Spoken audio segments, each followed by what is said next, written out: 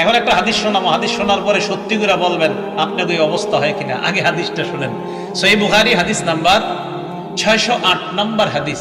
এই হাদিসের বর্ণনাকারী আবু হুরায়রা রাদিয়াল্লাহু তাআলা তিনি বলেন, আন আবি হুরায়রা রাদিয়াল্লাহু তাআলা আনহু قال قال رسول الله صلى الله عليه وسلم إذا نودي للصلاة أدبر الشيطان وله درات। আজান যখন দেওয়া হয় শয়তান পিছনের রাস্তায় হাওয়া ছাড়তে ছাড়তে পালায়। সুবহানাল্লাহ। হাত্তা লা ইয়াসমা'ু তাযীন, এমন দূরত্বে চলে যায় যে দূরে গেলে আর আজান শোনা যায় না।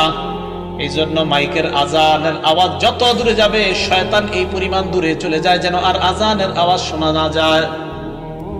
এরপরে দেখেন, হাত্তা ইযা কাদান নিদা, মুয়াজ্জিন সাহেব যখন আজান শেষ করে আকবালা, শয়তান আবার আইসা মসজিদের আশেপাশে ঘুরতে থাকে আর মুসল্লিদের অপেক্ষা করতে থাকে।